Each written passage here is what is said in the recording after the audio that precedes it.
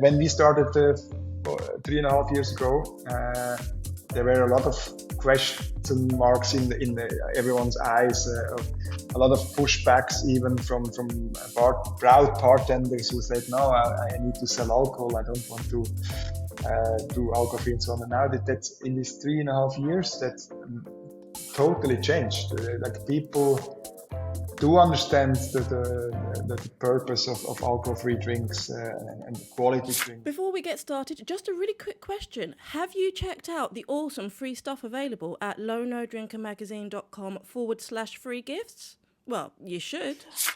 Hi, Low No Nation, and welcome to this week's conversation on the Low No Drinker podcast, bringing you closer to the people, places and brands leading the low, no and light alcohol revolution.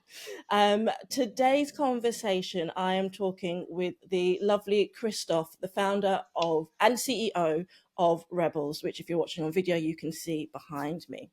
With a varied background working for FMCG brands like Lindt, Gillette, Christof launched Rebels a few years ago, about 4 years ago, I believe, and his range of 0% spirits now spans 6 different SKUs, including a rum, an aperitif, a spritz, an amaretto, all inspired by their classic counterparts. So today I'm really excited to learn about the journey that led Christof to create the range, what it's been like running a business that's spanning so many different locations, and what excites him about the low no spirit space. So thank you very much for joining me today, Christof. How are you? Thanks for having me. I'm very good, thank you. How are you? I'm very well. I always like to start by asking my guests to share as much or as little of their journey as they would like to. But what is it that led you to now be presenting us with these 6 amazing non-alcoholic spirits? It was quite a journey, I guess. But by the first, we'd like to call it Rebel 0.0%, because you're sort of the 0.0% rebels, and there are many other rebels, but sort of we're the ones focused on that rebellious part. But of course, also we casually call it sometimes just rebels. That's totally fine. No, okay, I love it. Rebels 0.0. I like that. You are the rebels and you are leading the rebellion. I love it. That's sort of the rebellion, exactly. Hey, but for my own rebellion, basically, how did it start? So basically, as you mentioned, I worked for a long time in the consumer good industry, in the fast-moving consumer goods industry for many brands. I always loved like these big brands who which are first of all mostly loved by people, known by people, and you can have do great stuff in marketing. I did a nice little career there, but at a certain point I thought it's enough now from the corporate world, on one side enough, but also I was intrigued by building my own thing. But I didn't know yet what I want to build and how I want to build, but I was intrigued by the idea that I want to do my own thing. And I then dared to quit my job at that time was at Lindt for chocolate in marketing. And almost like from the chocolate job, it's sort of in Swiss German, it's chocolate job. It says something like an easy job, and then to the sort of the liquor area. But again, I just quit without knowing why. And then I did Camino de Santiago. I'm not sure if you know it. It's just a long walk through Spain where you basically can reflect a bit about whatever you want to reflect. And funny enough, I did actually hear the first time from this category of this no-low category. At that time, probably it wasn't called no-low. It was just basically something alcohol-free things that mainly then indeed like alcohol-free classic drinks basically. And I was intrigued. I thought first also why and what's the point? And then very fast I thought of course there's a big point, because I just crossed the 40 years old border basically, or milestone, let's say. And the more and more I did like drinking. I still like sometimes to drink a bit, but I just noticed that the hangover the next day or whatever, the feeling is just becoming more and more unbearable. In the meantime, I have a daughter, and of course, then the sleep is even less long, and you need to be ready the next morning. So actually, there's some time for drinking if you want to drink alcohol, but there's a lot of time actually where there's no alcohol required, just having a good time and a good taste. And that's why then I was intrigued and started basically to try to develop some concepts and seeing what's on the market already, because it was end of 2019, so of course there was already some brands on the market, and I thought, what could I do better, different? And we're a Swiss company, so we started in Switzerland. And at that time in Switzerland, there was nothing like this yet. So we were the first in Switzerland. It was, of course, also intriguing to be the first somewhere. Yeah. And started a year, and about 1.5 years later, we launched it in the market as the first 3 products. And then in the meantime, we have 6 products, or in 12 countries present across Europe.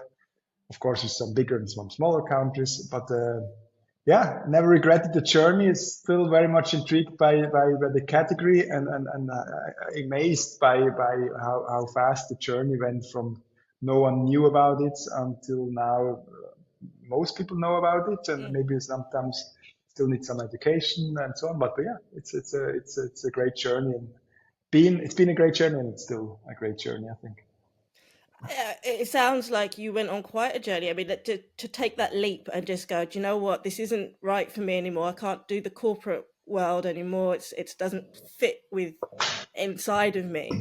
And so I'm going to move on without knowing exactly what you're moving on to. I mean, that must have been quite scary, but also, I guess, empowering and freeing. Yeah, also freeing. Freeing is the right word, because otherwise I thought maybe next to my job I will find something which I want to do or pursue. But I'm a kind of person who needs to focus. If I do something, I do it right. So I needed to quit. So I needed the freedom to in my mind to start something new eventually. And luckily, I managed to start something new.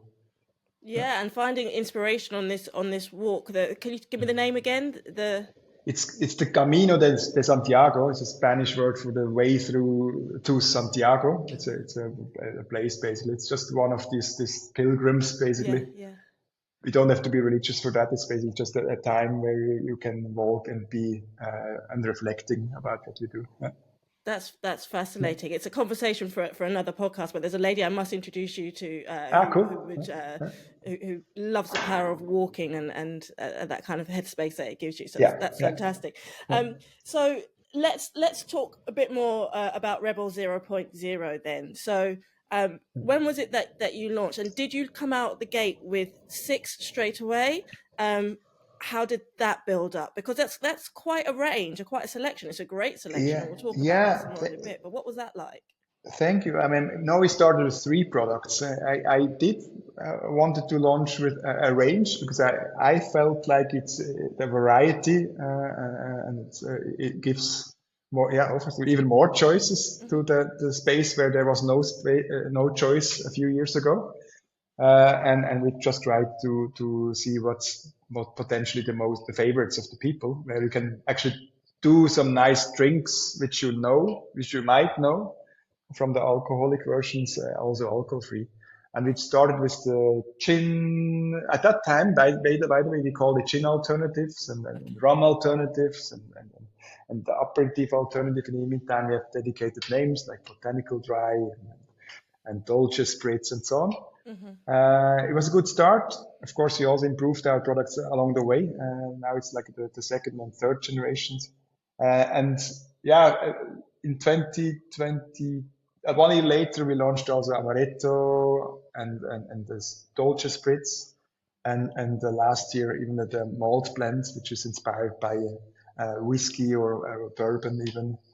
And that's where we are currently, a range of 6, probably not going too far anymore. But of course, there's some potential products which we could launch, and we will. But we don't have in mind that we have to have 20 products, all the same, inspired by the classics. I think for now it's a good one, and we want to push them and let people enjoy them. Yeah, absolutely. And enjoy them they shall. So I've got in front of me here, I've made myself a lovely drink. Nice. So I'm using here and I'll bring the bottle over for those who are watching the video. So this is your dark spice, and it's sugarcane and oak bark notes. Yes.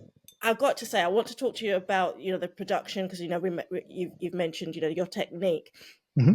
Flavor is obviously really important to you Yes. in making these drinks. Now, I love a bit of spice, and I was actually really impressed with this, because quite often you hear things that are spiced and it's just there's a couple of notes of black pepper in there. You're like, oh, okay. This actually has got a little bit It of is. a little bit of shush going with it. Exactly. Indeed, actually, all of our products, more or less, depending on the product, have this spice note, which we found out along the way. Of course, first inspiration was how can we get a bit this burn from the alcohol and so on. I always say there's a twinkle in the eye, because at the end it's not the same. But actually, we noticed this spice can make the product more complex and prolong the taste. So it makes it longer lasting. It stays rather than just sip and then it's away. This one, it really helps to come and stay, basically. And yeah, we kept it. We adjusted the level a bit here and there, because at the very first botanical dry or gin alternative, that stage was very spicy, like really, like it was burning. Was a bit overwhelming. Yeah, I noticed that with your drinks, they do have a length in them, which is really nice, because quite often when you're looking at low alternative spirits, you're right, they can not necessarily last quite as long. And one of the things that people miss is not only the mouthfeel and that burn from alcohol, but the fact that it lingers. It's a flavor that stays with you, for good or for bad, depending on what you're drinking. It's something that stays in the mouth for a while, and gives that mouth feel, which is the term that people use. And then the other one of yours, which I felt gave a lot of body and a lot of flavor and a lot of mouthfeel, not to suggest that the others don't, but this one stood out to me as There's well. always some favorites of them. My favorite as well. Your favorite. So this, for those who are listening, this is the sweet Amaretti. This is spectacular, and we're recording this now at the end of November. This is perfect for the festive season coming up. Tell us about this Amaretti. Hey, it's really, this one probably really comes closest to what you imagine when you think about amaretto, and it works perfectly in amaretto sour, which is a very popular drink in most countries, but not all countries, but in Switzerland for sure. And we have also good feedback in the UK and so on. It's actually one of these products of ours, which in the meantime, of course, we need to push them. We of course, our small startup, we need to raise awareness. But this one actually in the meantime even gets asked by bartenders and so on, because they really think that works, and it's easy understandable, and it's just good taste. It's a nice taste. It has this nice almond flavor. It has a bit of spice as well, and just it makes it very nice in a drink. Mainly, basically the sour, but if you can of course also combine it with different. And people do indeed actually use it for other purpose, like for making a tiramisu or amaretti cookie, or like, of course also baking is a bit of a second occasion or usage occasion, basically. Absolutely, I can completely see that people would use that in all the same ways that you would traditionally, because I must admit, not just because you're having a conversation with me now, it's one of the closest like for likes that I've come across in the spirits category, because as I said, it's not an easy task, and actually, I could quite happily just sit and drink that with some ice, and it's just really that nice. Works actually also. I always say our drinks are made to be mixed, because then it really become they bring out the main flavor experience. But out of our range, this one can, if you enjoy it, also be a drink neat, indeed, on ice, because we don't have a lot of sugar in our products, but obviously in an amaretto, you cannot take away the alcohol and also the sugar, because it's just a sweet liquor, basically. It has half of the sugar like the alcohol, but still the sugar helps it make a bit tastier maybe also, a bit thicker, and yeah, you can make them also a nice neat drink. Why not? Yeah. And I think that's an interesting point as well, because a lot of people do come into the low no space from a health perspective. Not everybody who's in this space, in fact, the minority of people in the space are here for sobriety reasons. The majority of people are here for moderation or for health and fitness, or because they've got a 2-year-old that's going to wake them up in the morning. Oh, yeah. So that health piece is actually quite important to a lot of people, isn't it? And that sugar content. Now, one of the good things about low no alcohol drinks is that naturally without the alcohol you're reducing the calorie count. For you, in terms of your sort of marketing, you've come from a very sweet confectionery background. Yeah. Is it important to you that you're pushing that health piece in terms of the drinks, or is it more that this is just a bit of decadence for people to enjoy as and when, for whatever reason? Yeah, it's a good question. I mean, I wasn't, by the way, there's chocolate, sweet chocolate and the less sweet chocolate. I was more the darker chocolate fan, basically. So, I was never the goal, actually even the opposite, to develop like super sweet drinks, alcohol free. I mean, I almost feel like we've been there, no? It is this 90s mocktails and pina colada, virgin drinks and so on. They were mainly sweet and sour, or sweet and then sugary. And now, and then the health part, of course, it's part, in a way, implicitly or explicitly a part of the reason why you drink our products, why you might moderate or avoid alcohol and so on. But I felt like I never wanted to put it as a first message there. I think our first message was always like enjoy, have a good time with your friends, with your partner, like in a social environment, mainly where you can cheers with an adult drink which tastes great, and that almost as a side effect, and then also have like a healthy aspect or avoiding the side effects and so on. So we never actually, so far we didn't do any ads yet where we say, we're the healthy ones and so on. We are also not yet, let's say, we have so much less calories and so on. Maybe as a second or third message, or if someone wants to know, of course. We're proud that we can manage to have less sugar in it and so on. But yeah. And then, but also, the third one, we did try to exaggerate maybe at the beginning, nevertheless, to try to avoid sugar almost at all. Our first gin alternative at that time has indeed zero sugar in it, which is possible. I mean, there are some competitors who do that, and maybe are also a good product.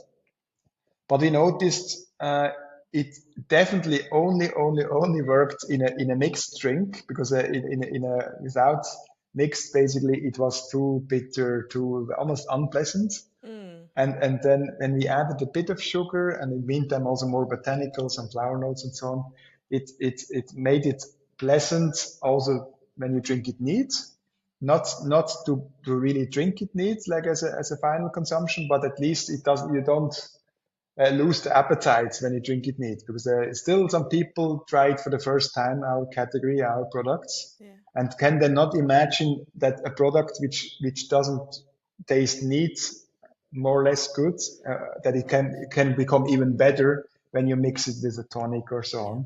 So the starting point needs to be good as well. So it's why we had like 2.5 grams sugar in there, still nothing, but still. We're not holy anymore, say we're not saints anymore and say we are all totally free of sugar. It's okay to have a bit of sugar if it helps the taste. Okay. Talk to me a little bit about your double distillation method. Obviously, I don't expect you to give away any trade secrets to any other brands that may be listening, but I think distillation of non-alc spirits is still quite a mystery to the lay person. So what do you do that's different? Can you talk us through that in simple terms?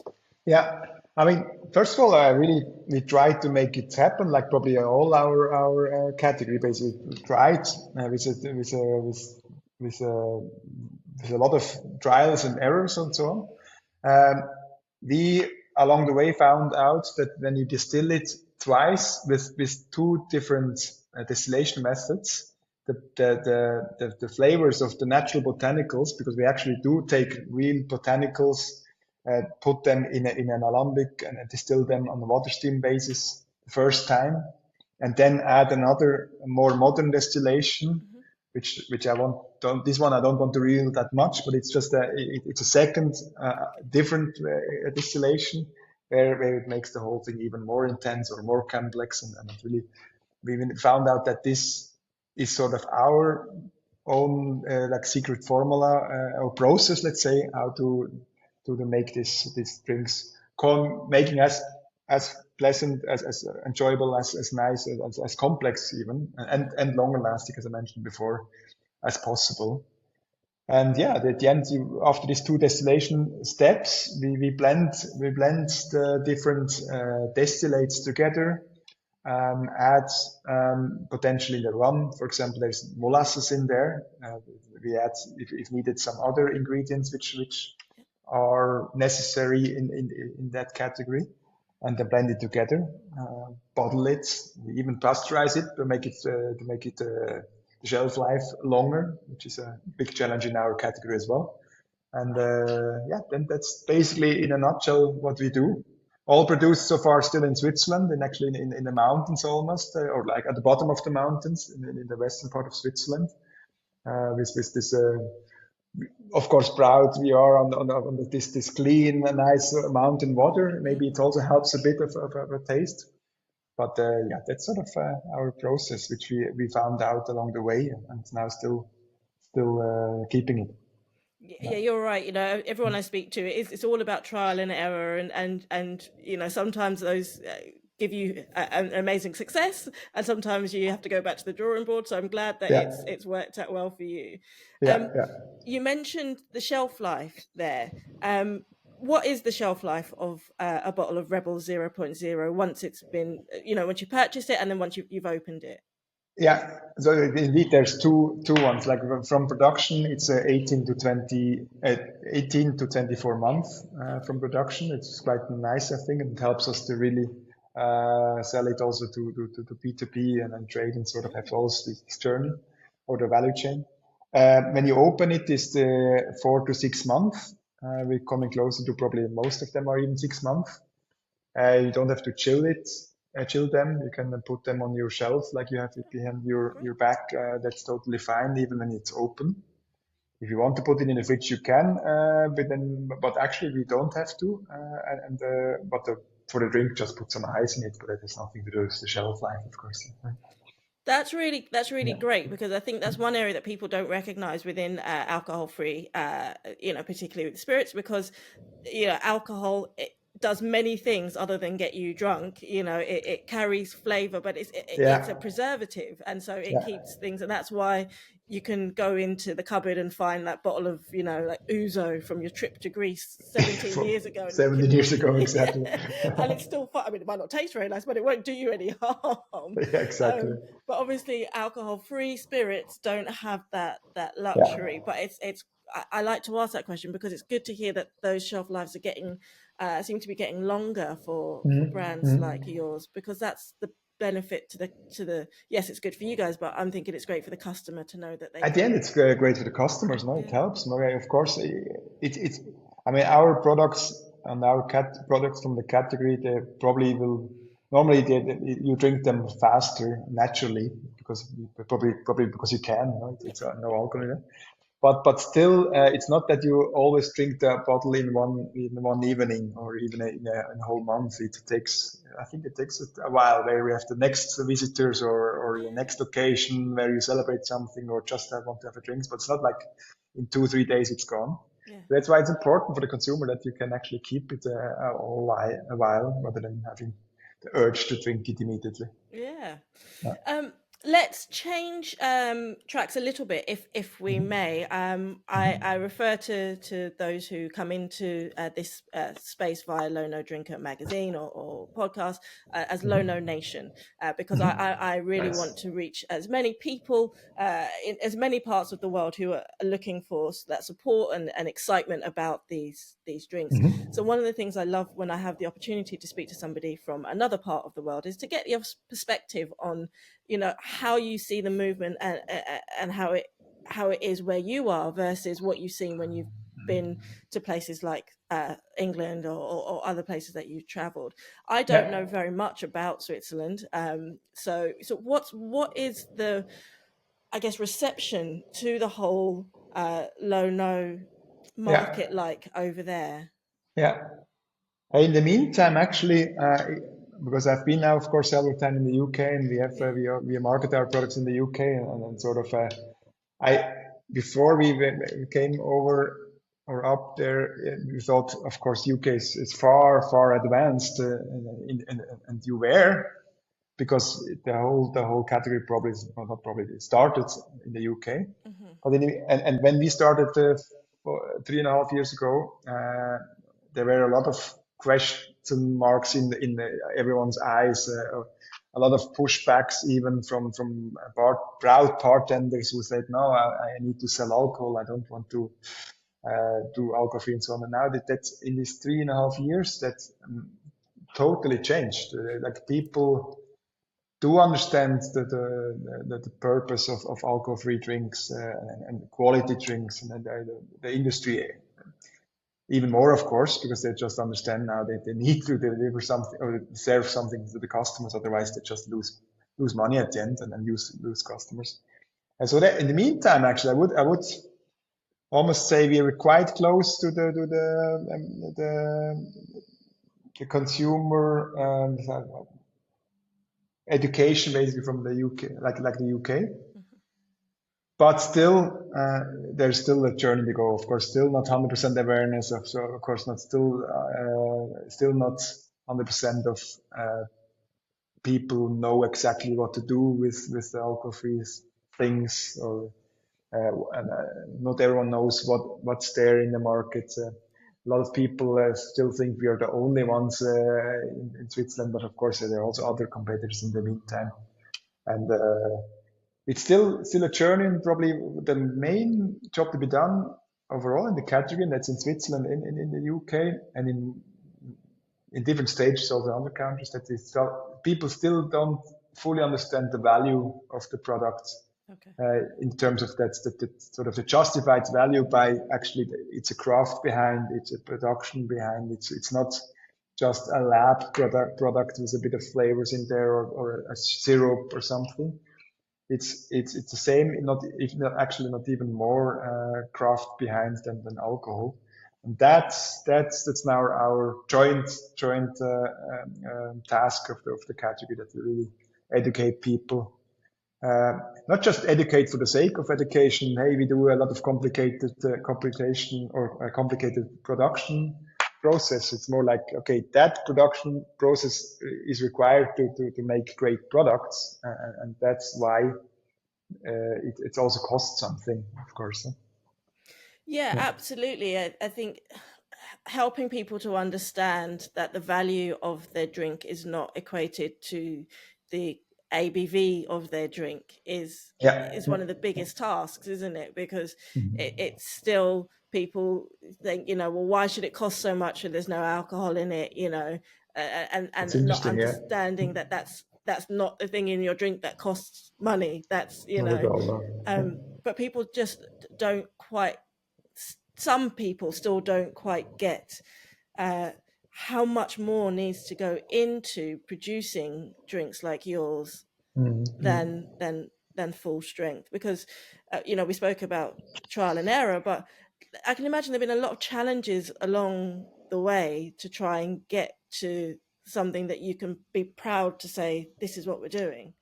Yeah, exactly. I mean, find the right method, and then producers, because we work together with two distilleries, now they sort of combine them, find them, have the right ingredients, Of course, you're tempted first to make a shortcut and make it easy, but then you find out, no, it's better when you actually don't do the shortcut, that you do the extra effort and do this use quality ingredients and sort of but it makes the whole product and the process expensive, and then all of us, some less, some more, are still relatively small, of course, relatively to the big giants in the market. No, that's of course the scale will then help to make it a bit less expensive or a bit more economic. Because I still feel it's not like we're not expensive. It's just we're not cheap, basically. But yeah, that's the whole everything comes together that makes the price at the end. And it's not that we put the price out there because we think it's funny and we want to be the most expensive ones. It's just yeah, we want to have a premium product. We're proud of that. We want to have a great tasting product, and it's fine for us if it costs something, but it's all somehow in a competitive set. No, it's not. We're not out. No one wants to be outpriced, and I think at the moment no one is outpriced. So yeah. You were talking about we are looking for this, and this is what we are trying to do. So I wanted to ask you a little bit about the team, because you mentioned you're in 12 territories, I think you said, which is quite an achievement. So first of all, congratulations on being quite so far spread. It's obviously not just yourself that makes everything, boxes it, sends it, does all the marketing. As wonderful and as skillful as you are, Christof. No, I'm not. Hey, actually, now on the contrary, it takes a team, of course. And actually, these 12 countries is mainly related to my co-founder Yannick, who joined, luckily, quite soon after I started this journey. It was, as mentioned, I started to develop the concept and starting the startup at end of 19, beginning of 2020, and already mid of 2020, I met Yannick. I was looking for a co-founder and found him. I actually was recommended by two people from different networks, and which of course give a bit of a confidence that it might be the right one. And he's from the spirits industry, like really from he used to work at a distributor, a local distributor, but also for some time at the Diageo. He worked in bars, and he also is a part owner of a bar. So he sort of really covers that area, which for me was not unknown, but definitely not my expertise, because I'm coming from very simple consumer goods at the end. And this category has a bit of different dynamics, and it's good to have a bit of a network there as a starting point. And yeah, that's the two founders we are. And then we have two more employees in a marketing space, like two girls, Steffi and Anna, which basically work for the holistic marketing and also digital marketing and just support us. So you see that all of us are related mainly on sales and marketing. But of course, we have different roles. Like Yannick is also supply chain manager at the end. Me, besides trying to lead the whole thing, also product development leads and so on. And then the rest we try to outsource. We have our distributors in every country. We don't go in markets where we don't have distributors. We need to have a local distributor to have the network and have the man and woman power on the field. And we have outsourced productions where we basically make sure that we don't have to buy a whole distillery and a whole bottling first, that we basically just own our recipe. We have the secret recipes and the whole process we only us know, but then we work in these different steps with in the meantime 2 or 3 partners basically.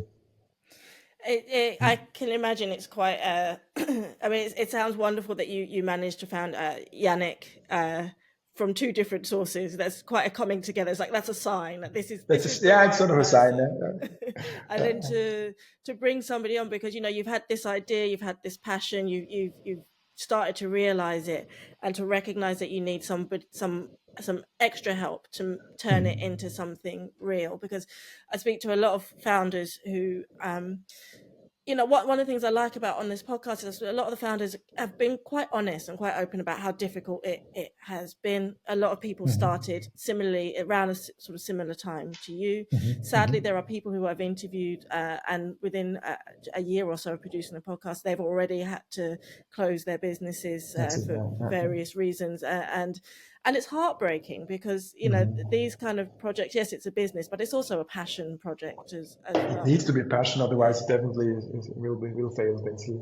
Yeah, you can't do something like this. You can't produce drinks like this if you don't really, really care about them. Because, if you're not prepared to spend hours and hours and hours, spend an entire day just tasting one drink and making a tiny tweak to it, then people aren't going to get to aren't going to appreciate the final liquid, and ultimately it's the consumer that decides, right? Yes, there's absolutely. Speaking of the consumer, do you find that Rebel 0.0 is mostly enjoyed in the home? Is it people that are buying it and taking it home, or is it more the bar and on-trade side? Actually, and it's also a bit of a strategic focus of ours, that we focus on the on-trade very much, that we actually try to almost like a classic spirit strategy. And there are different opinions if that's right or wrong, but for us it's right, because we have a lot of success actually in that on-trade area. So we have and off-trade, we consciously, like by choice, are in the premium channel where we can be, like premium off-trade channel, like in department stores and so on. Of course, depending on the markets, we are in there or not yet, but in Switzerland we are in the major premium stores in there, but not in the mass retailer yet. I would say eventually every brand, even premium brand, will make the way in there if they want or not. But we're happy for the moment that we build our brand in this channel, in the gastronomy, like the on-trade and the premium retail. And that's actually 70% of our business is there, and the 30% is online through our own web shop and Amazon in Europe so far, and hopefully soon also in the UK, Amazon. Of course, there's also there's e-retailers in the different markets, like in the UK, it's the dry drinkers, it's Vice Bartender, it's Club Soda in the stores over there, and so on.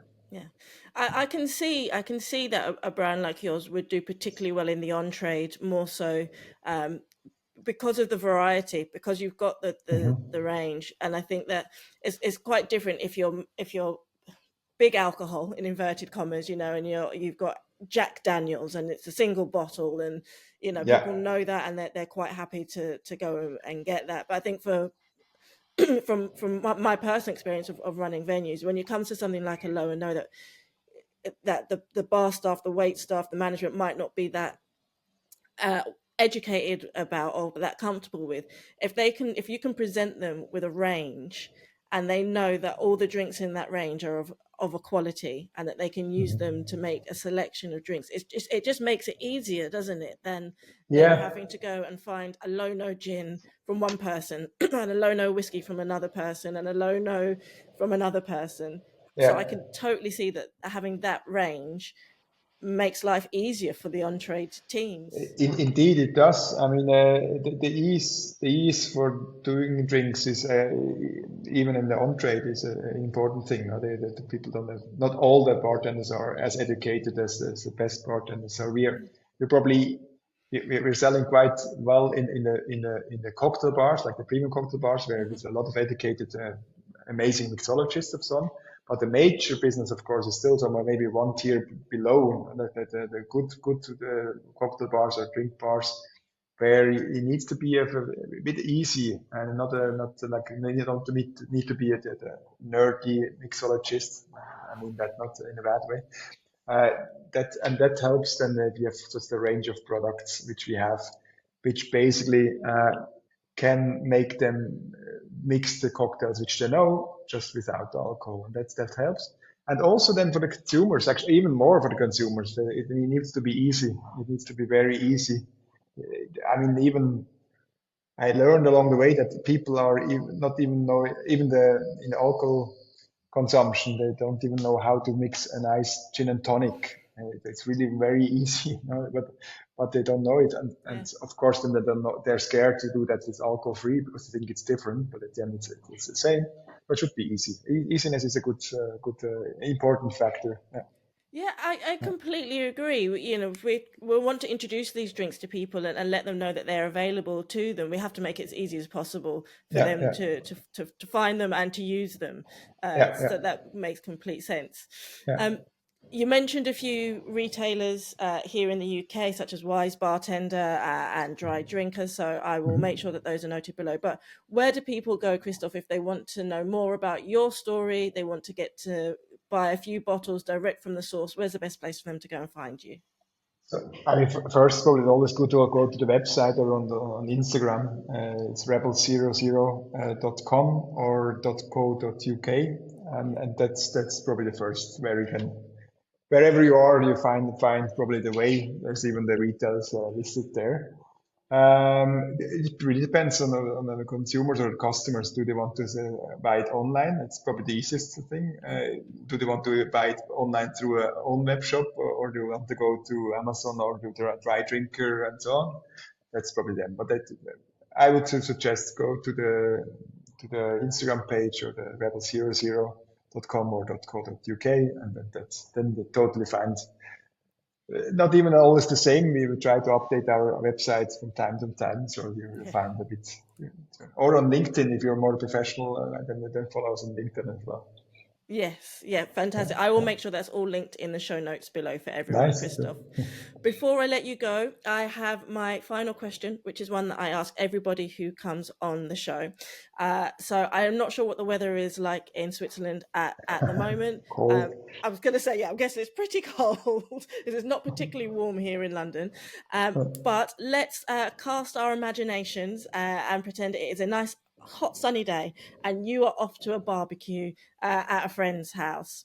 Other than obviously one of each of the 6 amazing bottles of Rebel 0.0, what else would you be bringing along with you when you choose not to drink alcohol in the low, no or light space? Probably a few things, but I mean, I still am intrigued by the sparkling whites or even or not necessarily red wines, but the rosé or so on. But I've tried many of these in the category. I recently also Geronimo, and I quite that sort of alcohol-free version of a sparkling white, and actually it works also very nice with our products. Of course, that's why I mainly tasted it. Or actually, I would probably even say Nino. You probably most probably you don't know them because it's a very recent Swiss startup where they have a nice red and or rosé and white sparkling, and I love them. And sometimes I also an alcohol-free beer, and there I don't like. Well, that's interesting. I like the lager in the alcohol versions. I do like, and I don't like the IPAs and white and everything in alcohol, but I do like them more when they're alcohol-free. So a nice IPA or a nice white beer, I love it. Fantastic. And I'm going to add one more in for you, which I don't usually do, but that is to let people know that inside the latest issue of Low No Drinker magazine, which was released just before we started recording, the wonderful Quentin Fisher, who is the founder of QF Consulting and works at Club Soda, which is London's alcohol-free bar, has created a beautiful cocktail, which if you're watching on video, you can see, which is using the Rebels and a bottle of Moderato sparkling wine. So I'm going to put that one in there for you because obviously Quentin thinks that this makes a perfect pairing and is something that people can enjoy and take with them for a wonderful, wonderful barbecue or picnic or dinner party or whatever it is that you're doing, even if you're just sitting at home watching TV with the other half and want to have a nice drink that doesn't happen to have alcohol in it. You've got some amazing choices from brands like Rebels 0.0, and I highly encourage people to go and check them out and get creative and get mixing. I've made myself here a lovely Rebel 0.0 dark spice rum with a bit of ginger beer from Double Dutch. It's simple, it's Nice. delicious, Nice. and it feels lovely. So on that note, Christof, thank you so much for joining me today. It's been really nice getting to know you and the brand and the story, and whatever you've got coming up next. I appreciate that 6 is quite a lot to be getting on with, so you might not be bringing out in the next few weeks. Whatever you come out next, I'm very excited to see it. Thank you very much. Thanks for having me. It was a pleasure, and see you soon again.